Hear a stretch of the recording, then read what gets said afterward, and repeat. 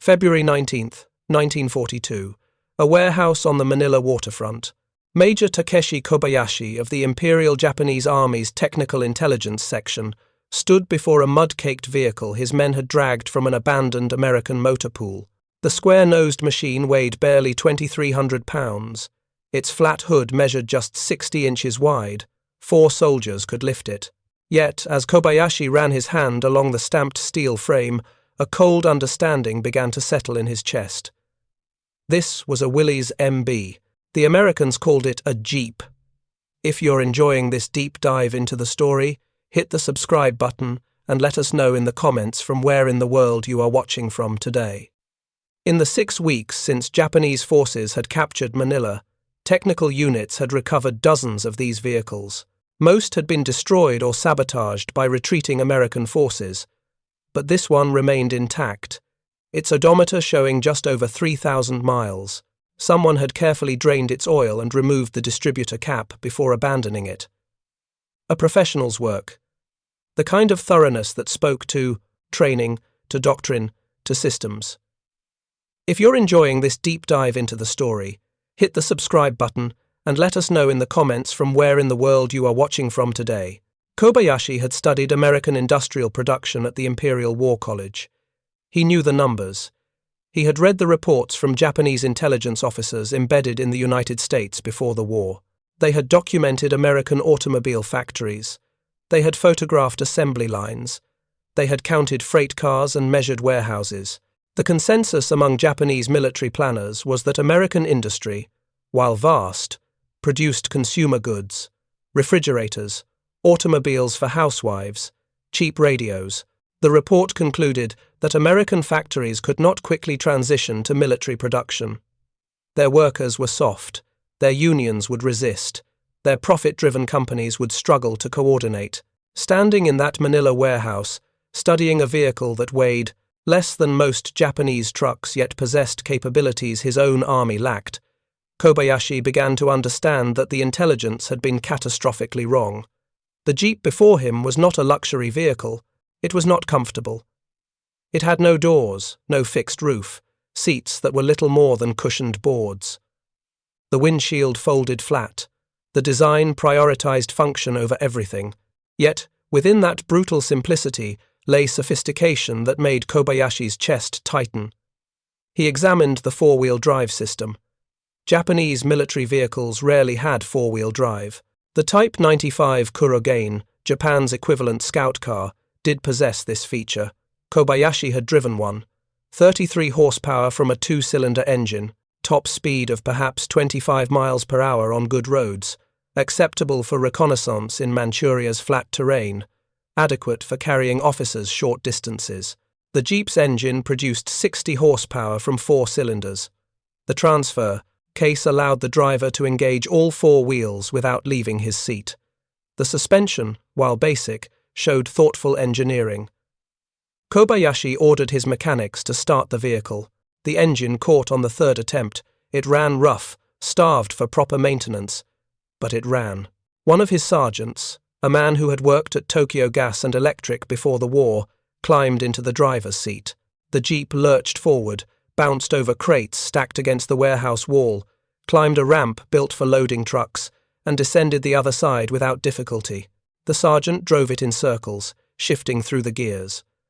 When he returned, he was shaking his head. The sergeant said, "This is not possible." "Explain." "The power-to-weight ratio, the ground clearance, the approach angle." The sergeant gestured helplessly. "I have driven every vehicle in our inventory. Nothing we have can do what this did." Kobayashi dismissed the sergeant and spent the next 3 hours examining the Jeep with his technical staff. They photographed every component. They measured tolerances. They tested materials. What they discovered painted a picture that contradicted everything Japanese military doctrine assumed about warfare in the Pacific. The Jeep had been designed for mass production. Every part showed this. The stamped steel body panels could be manufactured quickly. The frame used standard channel steel. The engine, while powerful for its size, employed conventional technology. Nothing exotic, nothing that required specialist metallurgy or rare materials. Yet the way these simple components integrated created a vehicle that was more capable than anything Japan had fielded. Lieutenant Yamada, Kobayashi's metallurgist, examined the steel composition. American steel, he reported. Good quality, but not exceptional. What is exceptional is the standardization. Every bolt is the same specification. Every bearing matches perfectly. There is no hand fitting, no adjustment during assembly. This was the detail that began to unsettle Kobayashi. In Japanese manufacturing, skilled workers hand-fitted components. A transmission might require hours of careful adjustment to mate properly with its driveshaft. Tolerances varied. Parts from different factories might not be interchangeable. This approach produced excellent individual vehicles, but it made large-scale production difficult. The Jeep before them told a different story. It had been built, Kobayashi estimated, in less than an hour, perhaps much less. Every part would fit every other Jeep. A mechanic could swap an engine in minutes. Replacement parts would require no adjustment. The implications staggered him, but the true horror began when he found the data plate. It was mounted on the Jeep's firewall, a small rectangle of stamped metal. The letters read, Willys MB, serial number 115,427, 115,427. Kobayashi stared at this number for a long time. The Philippines campaign had begun on December 8, 1941. Just over 2 months ago, American forces had been surprised, overwhelmed, forced into retreat. Yet in their hasty withdrawal, they had abandoned a vehicle whose serial number suggested the existence of over 100,000 identical units. This could not be accurate. Perhaps the Americans numbered their vehicles differently. Perhaps this indicated production across multiple models. Kobayashi ordered his staff to examine every captured Jeep in Manila, to record every serial number. The results arrived 2 days later. 37 intact Jeeps had been recovered from American positions around Manila. Their serial numbers ranged from 97,000 to 122,000. The progression was consecutive. No gaps, no alternate numbering systems. The conclusion was inescapable. The Americans had built at least 120,000 of these vehicles. Kobayashi wrote his report carefully. He documented the Jeep's capabilities. He included photographs. He noted the serial numbers. He drew conclusions about American manufacturing capacity that made his hand shake as he wrote.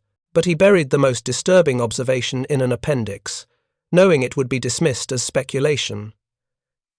If this vehicle represents merely one model from one manufacturer, and if American production methods allow such volume from a single factory, then American total vehicle production may exceed all Japanese estimates by a factor of 10 or more.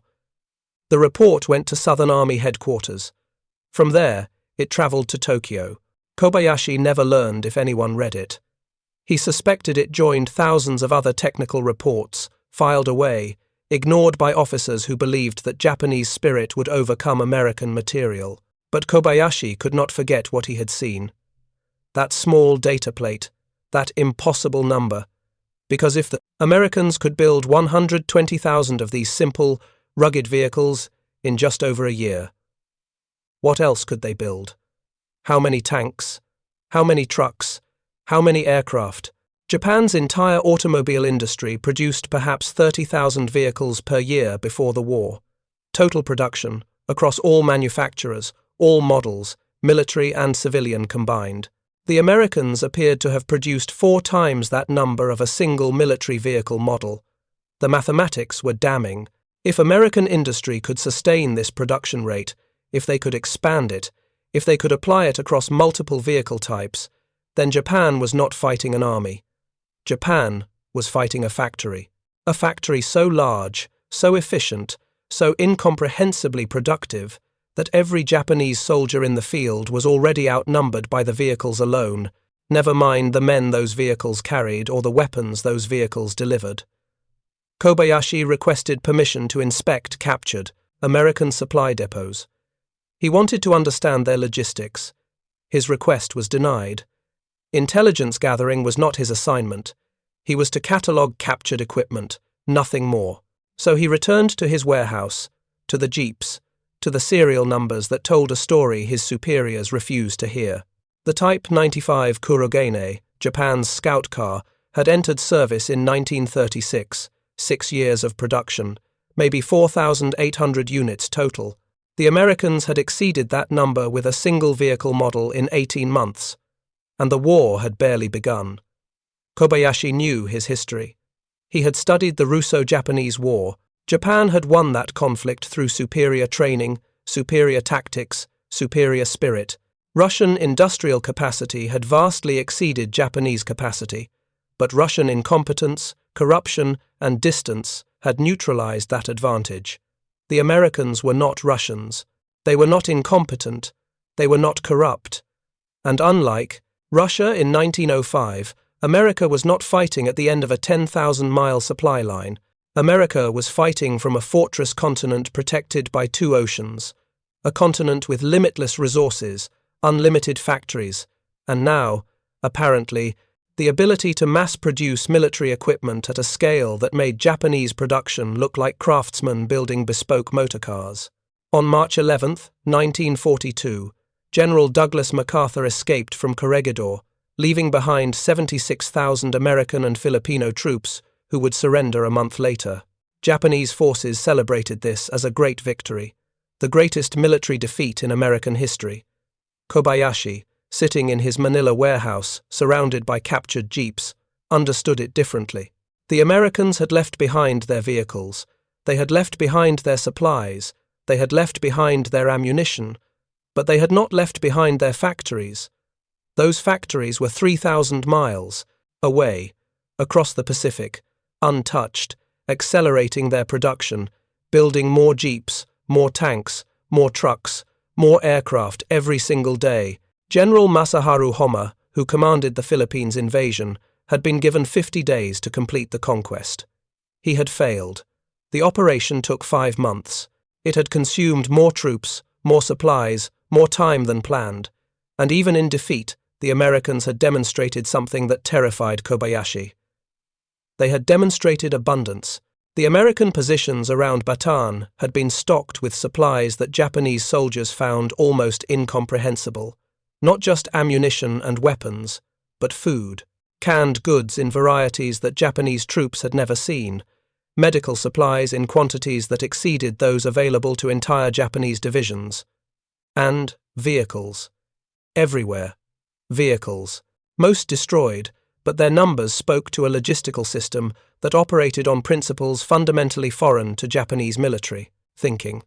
Japanese soldiers were trained to endure hardship. They were given minimal rations and expected to forage. They marched when vehicles were unavailable. They carried heavy loads over long distances.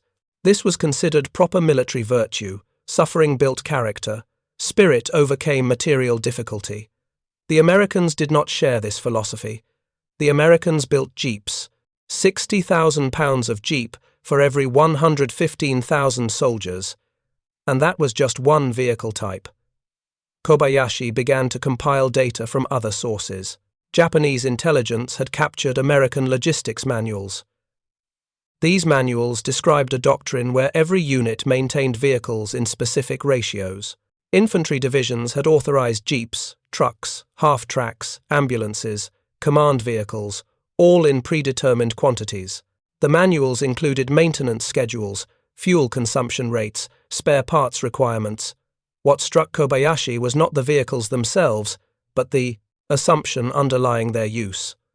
The Americans planned warfare around the assumption that vehicles would always be available, that fuel would arrive on schedule, that spare parts could be ordered and delivered, that broken vehicles would be repaired or replaced.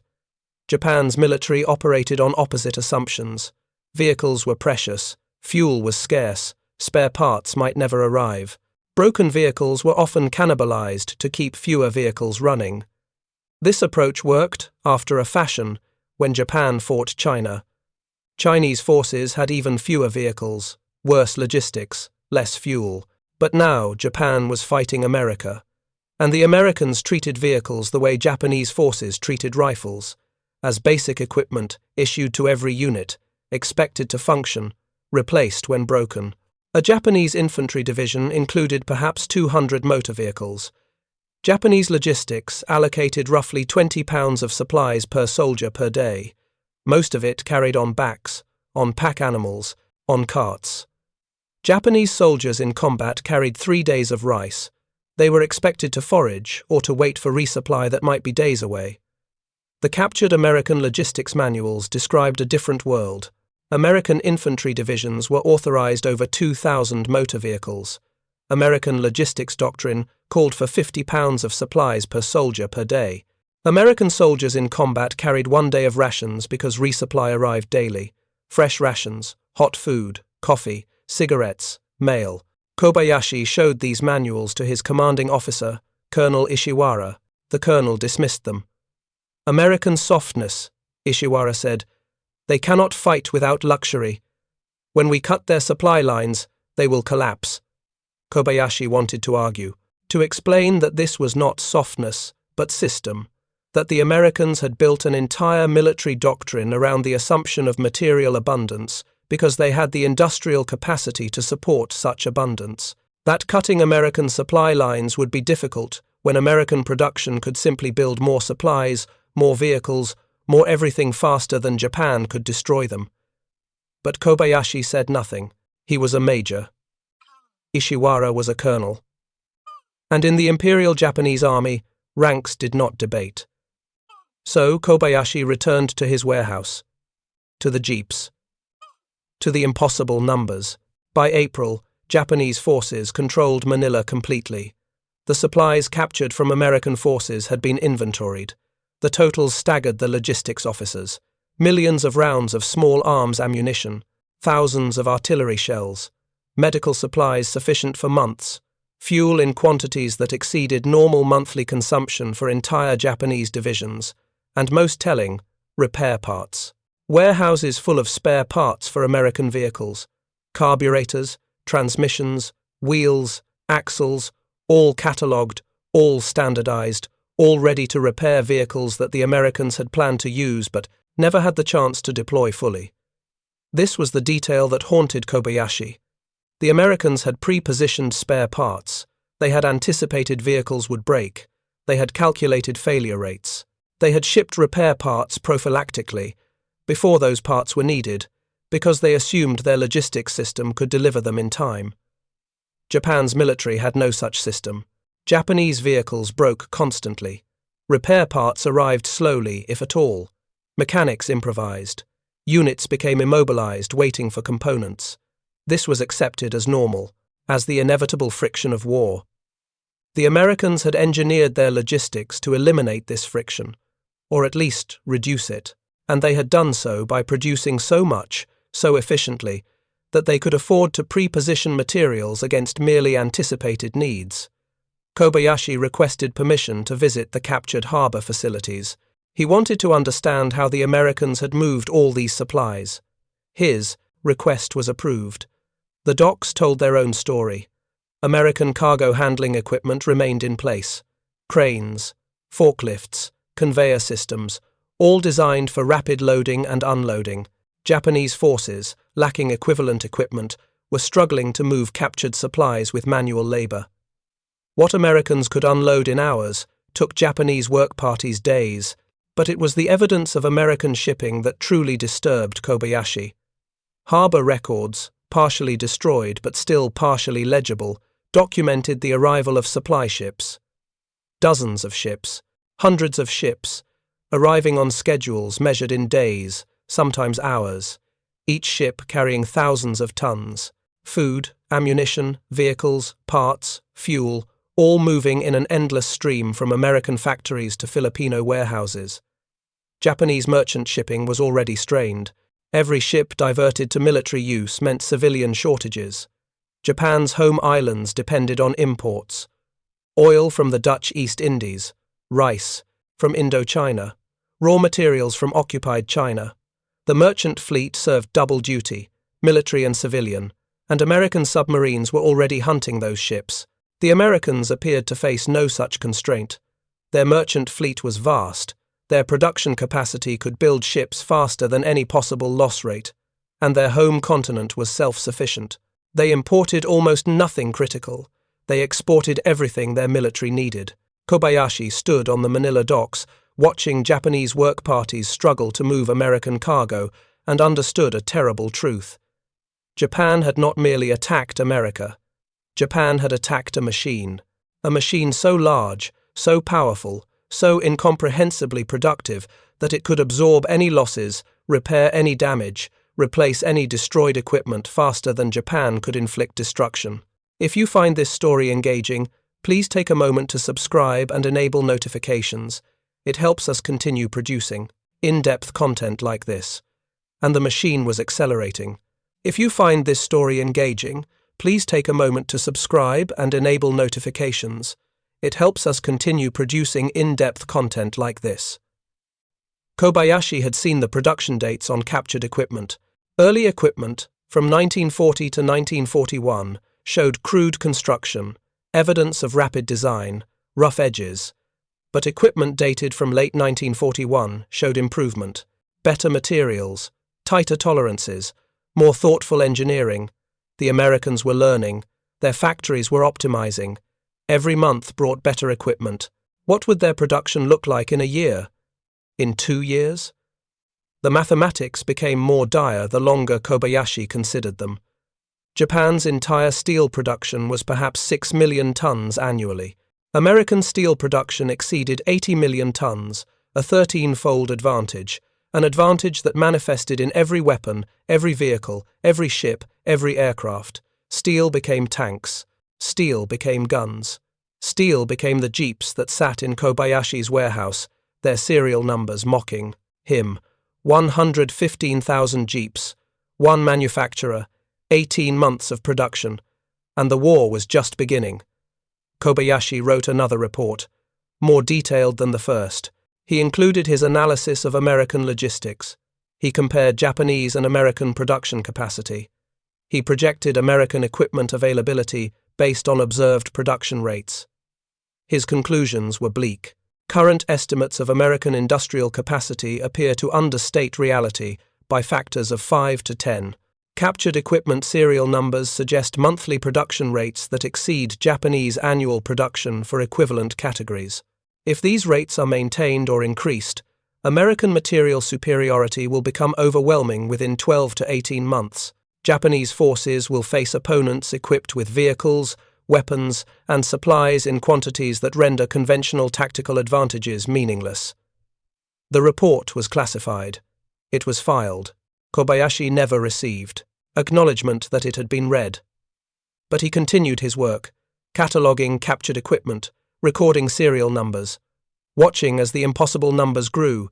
By May, when Corregidor fell and American resistance in the Philippines ended, Japanese forces had captured or destroyed over 400 American vehicles. Their serial numbers now ranged into the 150,000 range, 5,000 vehicles per month, 60,000 per year, from one manufacturer, one vehicle model, and intelligence reports from other theaters painted the same picture. Japanese forces in Malaya captured British-supplied American trucks. Japanese forces in Burma encountered American equipment supplied through Lend-Lease. Everywhere Japan's armies advanced, they encountered American vehicles. The Pacific War was 4 months old. Already, American vehicles were everywhere. Kobayashi requested transfer to combat duties. He could not bear to continue cataloguing the evidence of Japan's coming defeat. His request was denied. Technical intelligence officers were needed. Someone had to examine the captured equipment. Someone had to write the reports that nobody would read. So he continued. Every day, every jeep, every serial number. By August 1942, captured vehicle serial numbers exceeded 200,000. The Americans were building 12,000 jeeps per month, more than Japan's entire annual automobile production. And this was just jeeps. It did not include trucks. It did not include tanks.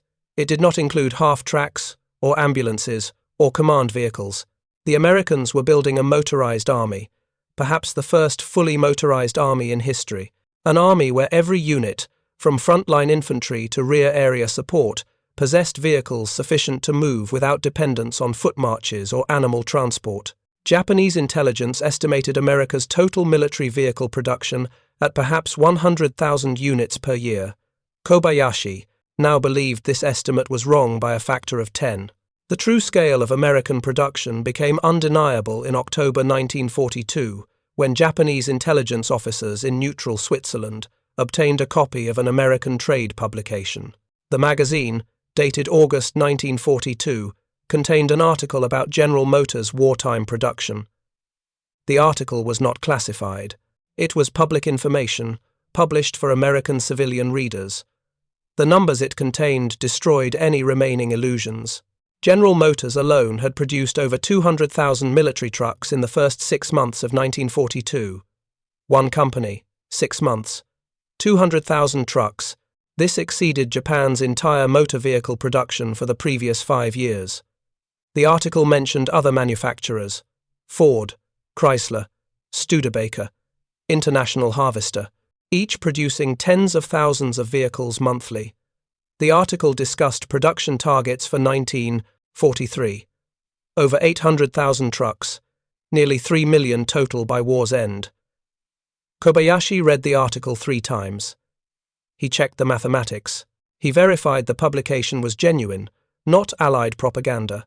Every verification confirmed what the serial numbers in his warehouse had already told him. America was building vehicles at a rate that exceeded Japanese comprehension, not because American technology was superior, but because American industry operated on a scale Japan could not match. The Jeep in Kobayashi's warehouse represented more than just one vehicle. It represented a production philosophy, standardization, interchangeability, mass production, the same principles Henry Ford had used to build civilian automobiles before the war, now applied to military equipment with devastating efficiency. And the implications extended far beyond vehicles.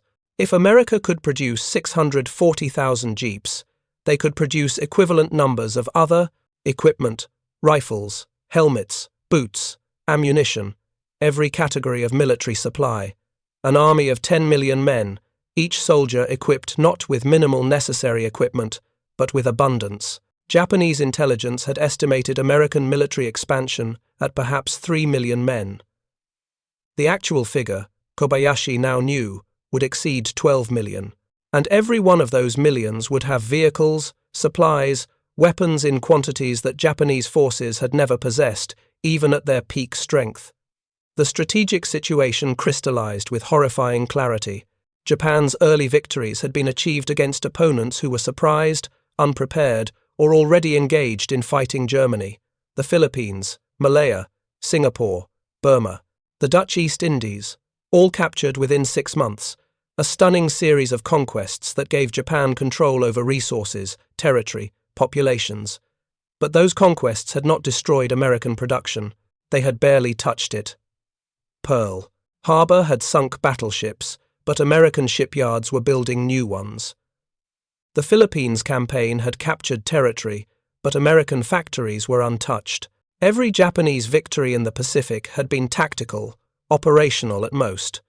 None had been strategic. None had damaged America's ability to produce. And production, Kobayashi now understood, was the only thing that mattered. Japan could win every battle. Japanese soldiers could demonstrate superior training, superior tactics, superior spirit. None of it would matter if the Americans simply built more equipment than Japan could destroy. The mathematics were inexorable. America produced 10 times Japan's steel, 20 times Japan's electricity, 50 times Japan's automotive output. These ratios would manifest in every category of military equipment: tanks, artillery, aircraft, ships, and vehicles, especially vehicles. Because vehicles multiplied every other advantage. Vehicles moved supplies, vehicles transported troops, vehicles evacuated wounded, vehicles created mobility, and mobility created operational tempo, and operational tempo determined who controlled the battlefield. Japanese forces in the Pacific were already experiencing this. American units, when they appeared, possessed mobility that Japanese commanders found difficult to counter. They advanced faster, they retreated faster. They concentrated forces rapidly, struck, dispersed before Japanese responses could develop. All because of vehicles. The Jeep sitting in Kobayashi's warehouse was not just transportation, It was strategic mobility converted into tactical advantage. It was American industrial power expressed as military capability. It was the physical manifestation of a production system so vast, so efficient, so overwhelming that Japan had no counter. Kobayashi examined the vehicle one final time before his unit received orders to deploy forward. He looked at the serial number again. 115,427. He tried to imagine 115,000 of these vehicles, tried to picture them lined up, hood to bumper. The line would stretch over 400 miles, from Tokyo to Hiroshima, an unbroken line of vehicles, just Jeeps, just one model, just 18 months of production, and the Americans were building more. Every day, every hour. Somewhere in Detroit or Ohio or Pennsylvania, workers were assembling more Jeeps. The serial numbers were climbing, 200,000, 300,000, perhaps eventually 640,000 or more. An army's worth of vehicles, an entire military's transportation needs, satisfied by a single vehicle type from multiple manufacturers. Japanese military doctrine emphasized what Japanese soldiers could endure. Long marches, heavy loads, minimal supplies. These were considered virtues. They built character. They demonstrated the superiority of Japanese spirit over material comfort. American military doctrine emphasized what American factories could produce. Vehicles for every unit, supplies in abundance, logistics as warfare's foundation. Not because American soldiers were soft, but because American production made such abundance possible. And abundance, Kobayashi realized too late, was its own form of superiority, a superiority that spirit could not overcome, a superiority that courage could not defeat, a superiority measured in serial numbers, production rates, shipping tonnage. The Americans had not yet brought their full power to bear. In mid-1942, they were still mobilizing, still training troops, still expanding factories, still converting civilian production to military output. What Japan faced in late 1942 was merely the beginning. By 1943, American production would reach full capacity. By 1944, it would dominate every theater. By 1945, if the war lasted that long, American material superiority would be absolute. Kobayashi packed his reports. He prepared to deploy to New Guinea, where Japanese forces were fighting in jungle terrain against an enemy that possessed vehicles, even in places vehicles should not operate. He knew what he would find there: more Jeeps, more serial numbers, more evidence of production that Japan could not match. The Jeep remained in Manila. Eventually, it would be put to use by Japanese forces until it broke down, until spare parts became unavailable, until it joined hundreds of other vehicles rusting in tropical heat. But the factory that built it would continue operating, building more, always more. The machine that was American industry, producing vehicles faster than war could consume them, creating an inventory of mobility that would eventually overwhelm every defense, overcome every obstacle, deliver American soldiers to every Japanese-held island in the Pacific. Kobayashi had been among the first to understand this, to see, past the tactical victories to the strategic reality, to read the story told by serial numbers in a Manila warehouse. The story was simple and terrible. Japan had attacked a nation that could outproduce the entire rest of the world combined, a nation whose automobile industry alone exceeded Japan's entire manufacturing capacity. A nation that built 640,000 Jeeps because it could, because production was not constrained by scarcity, because American factories operated on principles of abundance that Japanese industry had never achieved. The war would continue for 3 more years. Millions would die. Islands would be captured and recaptured. Battles would be won and lost. But the outcome had been determined the moment American factories began converting to military production, determined by steel production, by automotive assembly lines, by logistics systems that treated vehicles as expendable, by an industrial philosophy that measured success not in individual quality but in overwhelming quantity. Determined by 640,000 Jeeps, the irony was not lost on Kobayashi that Japan's own automobile industry would survive the war, would even learn from it, and would ultimately build vehicles based on the very design he had studied in that Manila warehouse. In 1943, during the occupation of the Philippines, the Imperial Japanese Army captured another Willys Jeep in better condition than most. This one was shipped to Japan, to Toyota. The military's request was simple: reverse engineer it, build a Japanese equivalent. Toyota's engineers examined the vehicle with the same mixture of admiration and despair that Kobayashi had felt. The design was elegant in its simplicity. The engineering was sound. But the manufacturing revealed a production philosophy that Japan could not replicate during wartime. Every component was designed for rapid assembly. Every part was standardized, too, tolerances that required precision machinery Japan's factories did not possess. The steel quality was consistent across every panel. The fasteners were identical. Even the paint was formulated for quick drying and durability.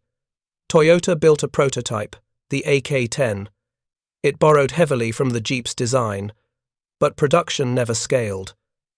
Japan lacked the steel, lacked the machine tools, lacked the rubber for tires, lacked the fuel to run the vehicles, even if they could be built. The prototype sat in a Toyota facility, a monument to what Japanese industry might have achieved in peacetime, but could never accomplish while fighting a war against an opponent whose factories operated without constraint. By 1944, the evidence of American vehicle production had become overwhelming even to those who had dismissed Kobayashi's early reports. Japanese forces, retreating across the Pacific, encountered American units whose mobility seemed impossible. Where Japanese soldiers marched 20 miles per day, carrying their supplies, American soldiers rode in vehicles, fresh, supplied, ready for immediate combat. Where Japanese wounded lay in aid stations for days waiting for evacuation, American wounded rode in ambulances to field hospitals equipped with vehicles for every function.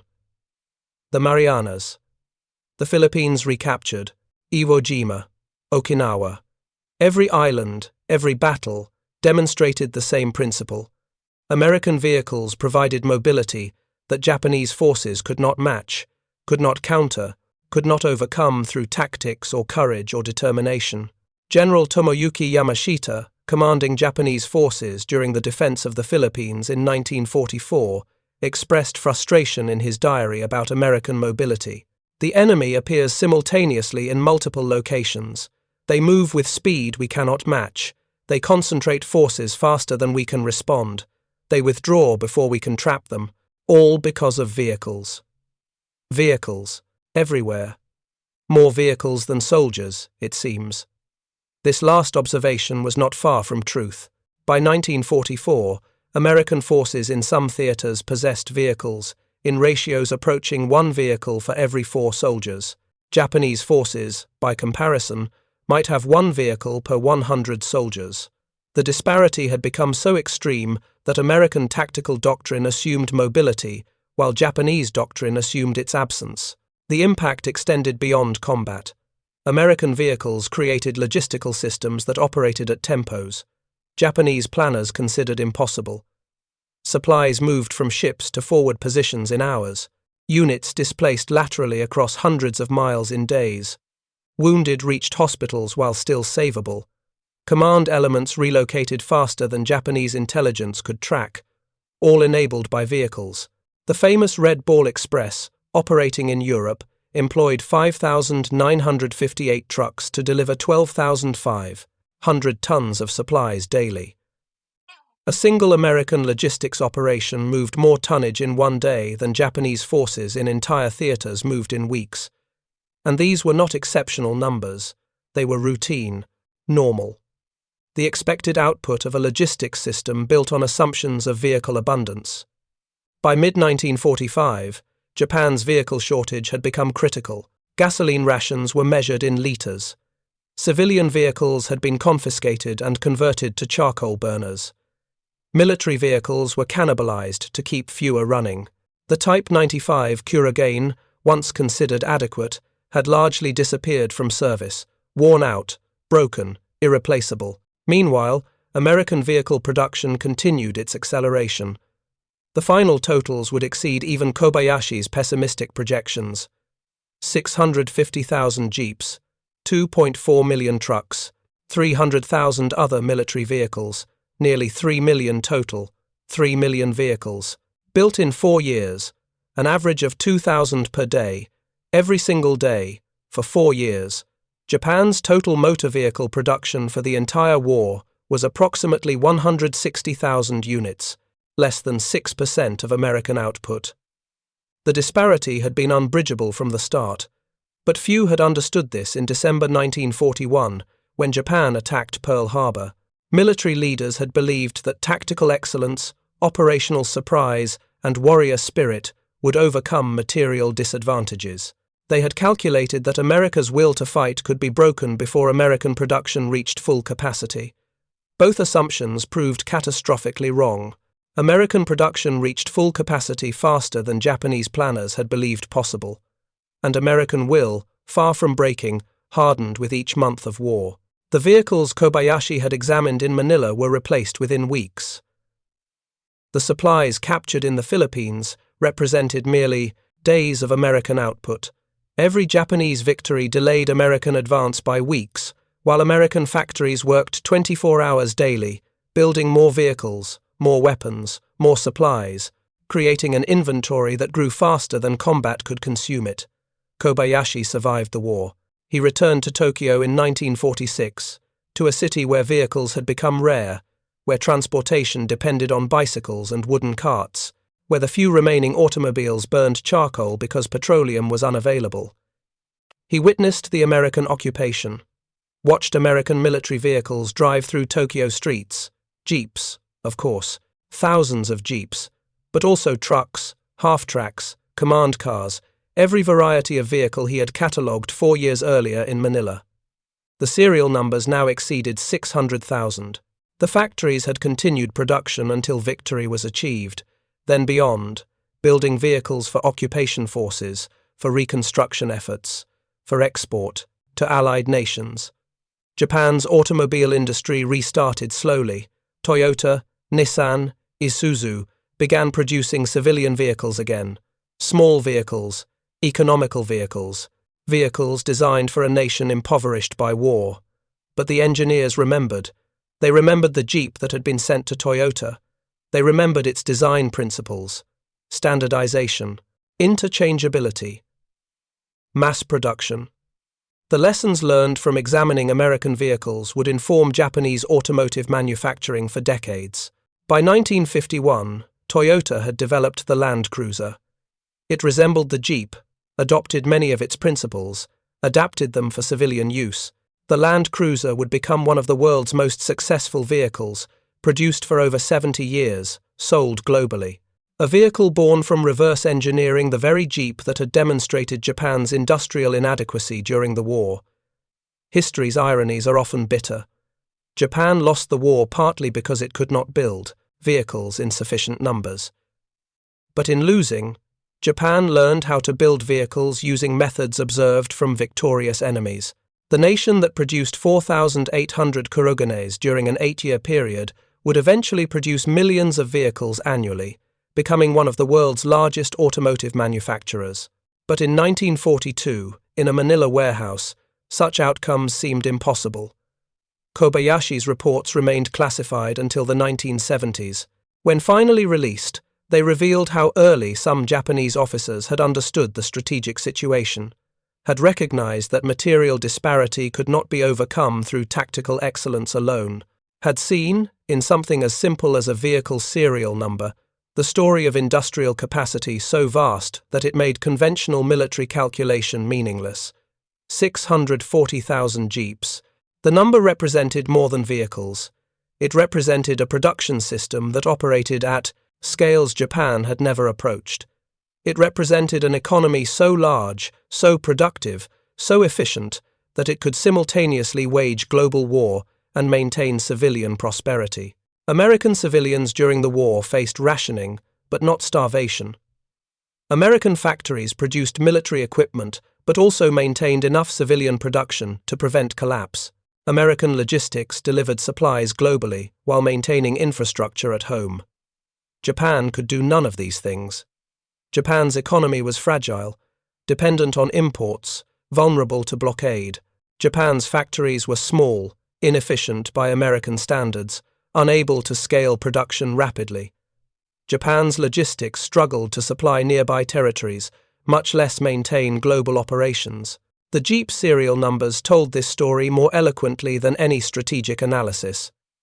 They reduced abstract industrial capacity to concrete numbers: 115,000, 200,000, 640,000, each number representing not just a vehicle, but the system that produced it.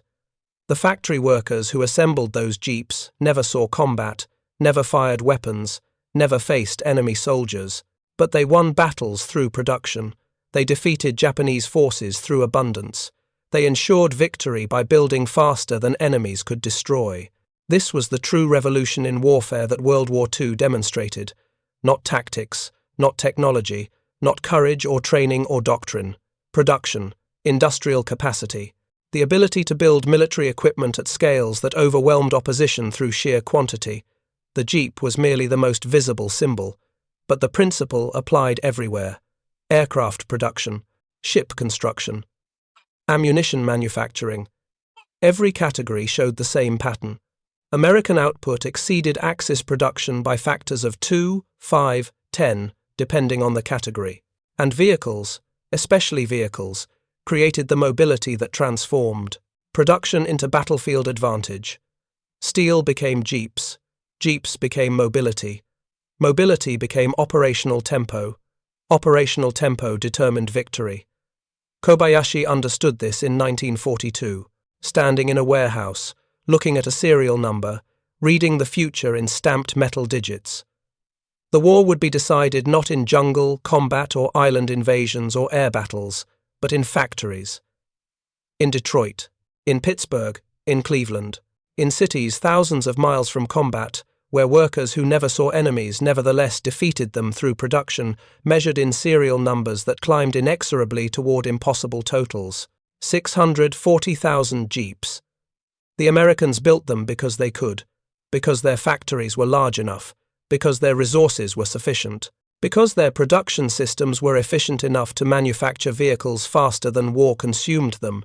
Japan never possessed such capacity, never approached it, could never have approached it regardless of tactics or strategy or spirit. The mathematical reality was simple. You cannot defeat an opponent who produces 10 times your output across every category. No amount of courage compensates for such disparity. No tactical excellence overcomes such material advantage. The Jeep serial numbers proved this.